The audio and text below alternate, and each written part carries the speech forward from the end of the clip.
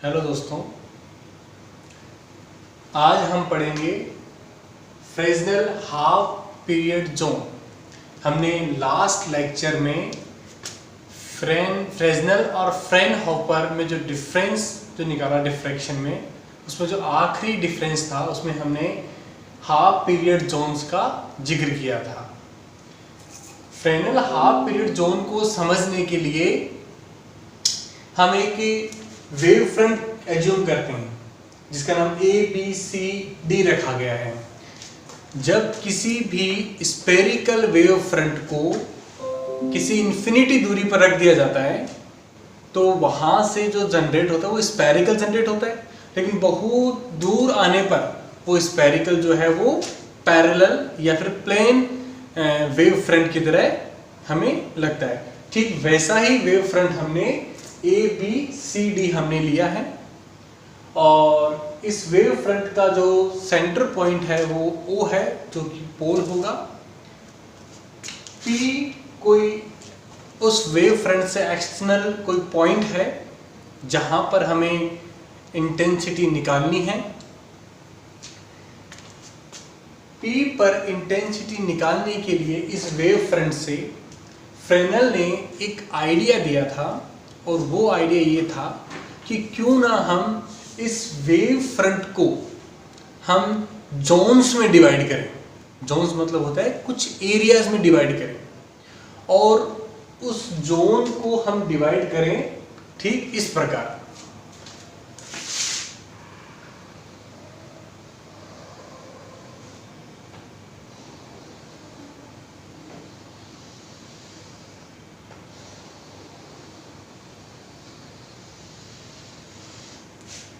Fresnel ने wave front को इस प्रकार जोन्स में डिवाइड करने की एडवाइस दी और साथ में यह भी स्टेटमेंट किया कि जो आप जोन को जो आप डिवाइड कर रहे हैं उस जोन का जो ये पॉइंट है, यानी कि जो आपने एरिया डिसाइड किया है उस सरफेस का जो पॉइंट है वो इस प्रकार होना चाहिए कि यहां से इस जोन से जिस पॉइंट पर इंटेंसिटी निकाली जा रही है वहां पर पोल से आने वाली जो डिस्टेंस है उससे λ/2 अधिक होनी चाहिए।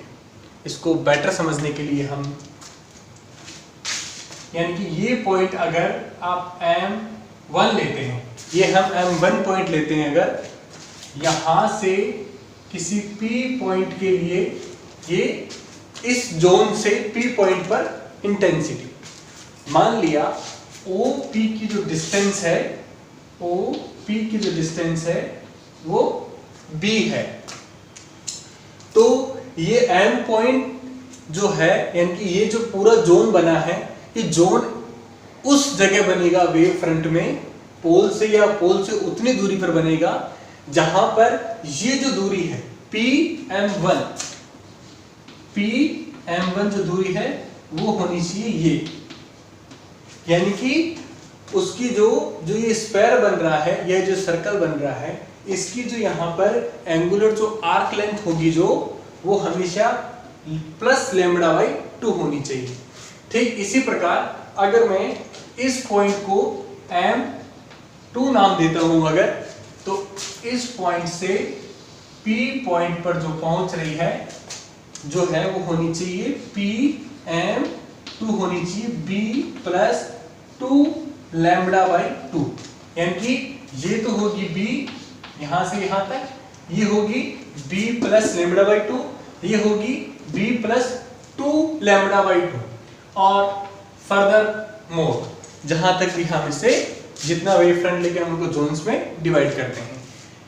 इस λ/2 पाथ डिफरेंस एक्स्ट्रा लेने की वजह से ही इन जोन्स को हम फ्रेस्नेल हाफ पीरियड जोन्स कहते हैं। इस P पॉइंट पर इंटेंसिटी निकालने के लिए जो हमने जोन डिसाइड किए हैं वो ठीक इस प्रकार है।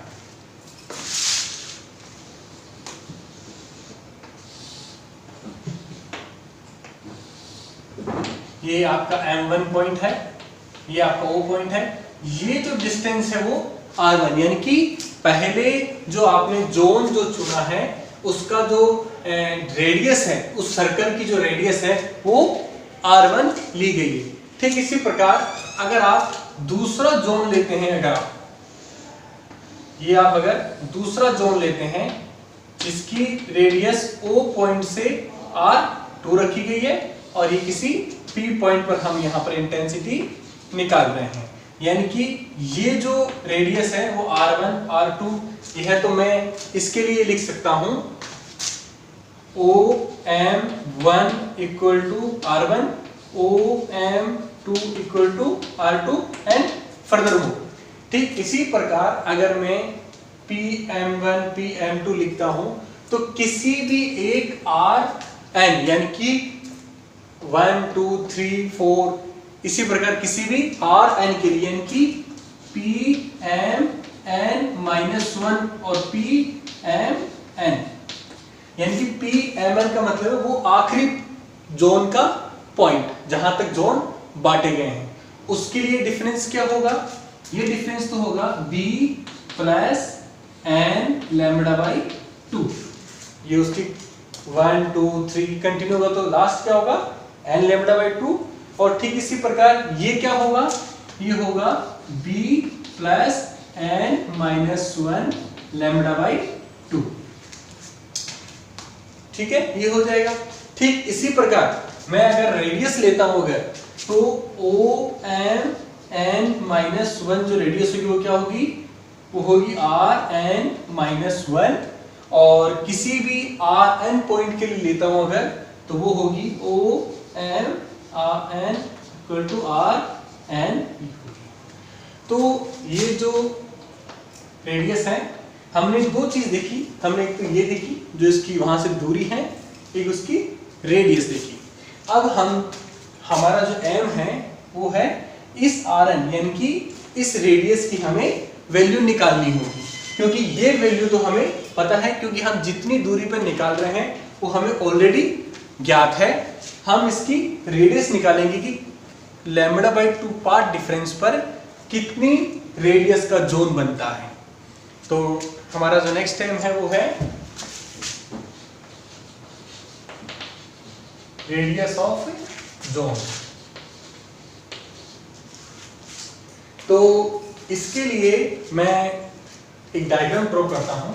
इस डायग्राम में पहला जो है, ये जो है वो किसी O पॉइंट से, ये जो पॉइंट है वो M-n-1 पॉइंट है, और जो इस वेव फ्रंट का जो आखिरी जो पॉइंट है, जो इससे वेव फ्रंट का जो आखिरी हमने जोन बनाया है उसका जो पॉइंट ये है वो है M-n।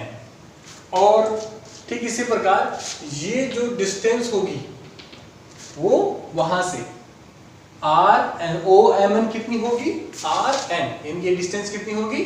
R और n, और OM-n-1 कितनी होगी? Rn-1, यानी कि यहां से यहां तक की डिस्टेंस कितनी होगी? Rn-1, ये डिस्टेंस होगी। और इन जोन प्लेट से हम किसी P पॉइंट पर इंटेंसिटी निकाल रहे हैं। लेट एज्यूम वो P पॉइंट आपका यहां पर है, इस P पॉइंट पर आप इंटेंसिटी निकाल रहे हैं, यानी कि इस P पॉइंट से हम Mn यानी कि वो आखिरी जोन से और उसके एक पहले वाले जोन से मैं यहां पर एक ये ड्रॉ कर देता हूं। और ये जो हमने जोन बनाए हैं, इस जोन में जो ये एरिया है, ये एरिया ऑफ फर्स्ट जोन कहलाएगा। और इस डायग्राम में हमने दो लिए हैं, इसमें ये जो एरिया है ये सेकंड, अगर ये वाला पॉइंट अगर Mn है, अगर M1 है, ये वाला अगर M2 है, तो M1 और M2 के बीच का जो एरिया है, यानी कि ये वाला जो एरिया है, ये एरिया होगा वो एरिया ऑफ सेकंड जोन आपका कहलाएगा। अब उस डायग्राम में हम देखते हैं कि ये जो है ये B होगा, यहां से हमने लिया है इसको, ये जो है वो MN के लिए है, ये PMN जो क्या होगा B plus N minus 1 lambda by 2, और ये PMN यानी कि ये वाला PMN ये कितना होगा B plus N lambda by 2। अगर हम एक ट्राइंगल देखते हैं, हम ट्राइंगल जो है वो OM और P, ये ट्राइंगल आपको नजर आ रहा है OM और P। इस ट्राइंगल में जो ये है MN से P है ये हाइपोटेनस है, और यहाँ पर ये राइट एंगल ट्राइंगल बना रहा है, तो हम पाइथागोरस प्रमेय लगा सकते हैं। उस प्रमेय के अकॉर्डिंग हाइपोटेनस यानी कर्ण का जो स्क्वायर होगा वो इनके आधार के और लंब के स्क्वायर के बराबर होगा, यानी कि MNP का स्क्वायर है वो इक्वल होगा किसके MN और OMN के स्क्वायर के प्लस OP के स्क्वायर के। जो MNP जो है वो कितना है हमारा, वहां से B plus N lambda by 2 का whole square equal to OMN कितना है हमारा, OMN जो है हमारा वो RN का स्क्वायर है प्लस, और OP जो क्या है हमारा, OP जो है हमारा B है, ये B का स्क्वायर। और हम क्या कर रहे हैं, अगर हम RN लिख रहे हैं इसका मतलब nth जोन वाली रेडियस निकालना है।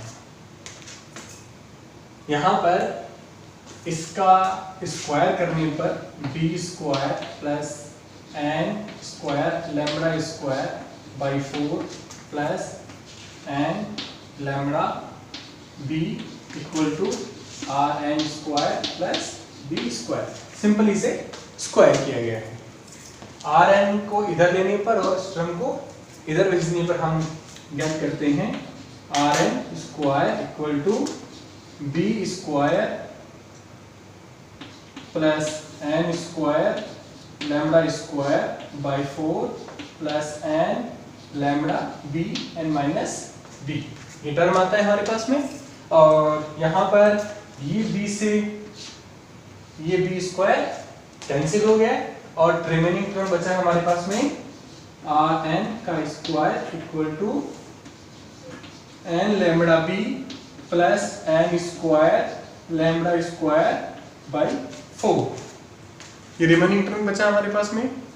अगर इस टर्म में हम देखें कि जो B है यानी कि B जो ये पॉइंट है ये कहीं इंफिनिटी पे रखा हो या बहुत लार्ज डिस्टेंस पे रखा हो, तो कंडीशन क्या होगी, B ग्रेटर देन लैम्बडा, यानी कि B जो है वो बहुत ज्यादा होगा उसकी तरंगदैर्घ्य से। इस कंडीशन में जो ये जो टर्म है ये lambda square by 4 N square, ये टर्म जो है वो नेग्लिजिबल हो जाएगा, यानी कि उसे हम नेग्लेक्ट कर सकते हैं। इस कंडीशन को लगाने पर N square lambda square by 4 term can neglect, तो रिमेनिंग टर्म हमारे पास क्या बचेगा, RN का square equal to N lambda B। इस इक्वेशन में हम नोटिस कर रहे हैं कि अगर B और लैम्बडा को अगर फिक्स कर दिया जाए, B यानी कि ये जो डिस्टेंस है ये अगर फिक्स है, और जो अगर हम सोर्स अगर हम मोनोक्रोमेटिक लें, जो वेव फ्रंट है जो बन रहा है वो मोनोक्रोमेटिक वेव से बने, तो वहां पर लैम्बडा भी क्या होगा, फिक्स हो जाएगा। तो यानी कि जो RN है वो डायरेक्टली प्रोपोर्शनल टू किसके हो जाएगा, N, यानी कि RN proportional to root N, जो RN है वो रूट N के प्रोपोर्शनल हो जाएगा। यानी कि जो RN है, RN का मतलब क्या, अब हम इन जोन्स का एरिया निकालते हैं। इस डायग्राम से जो ये जो जोन होगा ये क्या होगा, ये NH जोन होगा। और हमने रेडियस ऑफ nth जोन निकाला है और हम एरिया भी nth जोन का निकालेंगे। यानी कि एरिया क्या होगा इसका, एरिया होगा वो होगा pi r N square minus pi r N minus 1 square. यानी कि ये जो आर एन लेंगे तो पूरे का आ जाएगा और उसमें से माइनस आर एन माइनस 1 का कर देंगे तो ये वाला एरिया आ जाएगा जो कि एरिया ऑफ nth जोन होगा। यहाँ पर जो है इक्वेशन ए पाई यहाँ पर कॉमन आ जाएगा और जो आर एन है ये वैल्यू हम यहाँ से लेंगे, यानी कि हम ये वाली कंडीशन नहीं लगाएंगे, हम कंप्लीट वैल्यू लेंगे। तो यहाँ से आर एन स्क्वायर की वैल्यू क्या आएगी, N lambda B plus N square lambda square by 4 minus R N minus 1 का स्क्वायर। और आर एन माइनस 1 की वैल्यू हम कैसे निकालेंगे, एन की जगह आर एन माइनस 1 रख देंगे, यानी कि आर एन माइनस 1 का स्क्वायर कैसे आएगा, एन की जगह एन माइनस 1 रखने पर, यानी कि N minus 1 lambda B plus N minus 1 का स्क्वायर लैम्बडा स्क्वायर अपॉन 4। ये वैल्यू हम यहाँ पर पुट करेंगे। A equal to pi n lambda B plus N square lambda square upon 4 minus n minus 1 lambda B minus n minus 1 का square lambda square upon 4। A equal to pi common रहेगा और n pi n lambda B plus N square lambda square by 4 minus ये यहाँ से इस term को मैं enter कर रहा हूँ तो minus N lambda B N minus plus plus lambda B और यहाँ पर माइनस इस टर्म को पूरे को मैं खोल देता हूँ, यानी कि N square lambda square by 4 enter हो जाएगा और नेक्स्ट जो टर्म होगा वो क्या होगा, plus 2 N lambda square by 4 और रिमेनिंग जो लास्ट बचेगा वो होगा minus lambda by lambda square by 4। ये मैंने इस टर्म को खोल दिया है।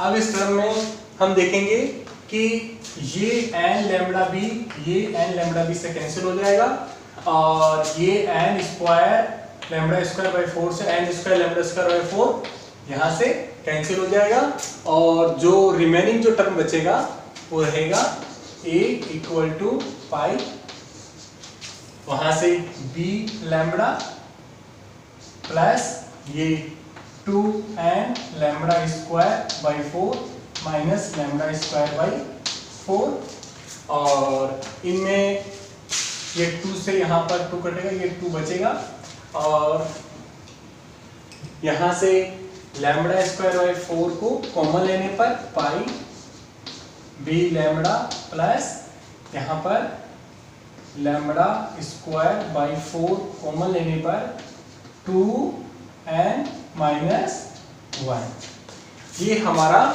जो है वो एरिया आ जाएगा nth जोन के लिए। और यहाँ पर जो जोन है सिमिलरली ये कंडीशन यहाँ पर भी लगाने पर यानी कि p ग्रेटर देन लैम्बडा होने पर ये जो टर्म है वो इग्नोर हो जाएगा, यानी कि ये टर्म हम लोग कंसीडर नहीं करेंगे। तो जो एरिया होगा वो क्या होगा, पाई बी लैम्बडा। और यहाँ पर भी आप नोटिस कर रहे हैं कि एरिया जो है वो एन पे डिपेंड नहीं कर रहा, means area not depend upon N. N मतलब जोन, किसी भी जोन पर एरिया मतलब एरिया किसी भी जोन पर डिपेंड नहीं कर रहा है। इसका मतलब ये हुआ कि जो प्रत्येक जोन का जो एरिया है, ये सबसे इंपॉर्टेंट कंक्लूजन है इसका, कि प्रत्येक जोन का जो एरिया है वो हमेशा समान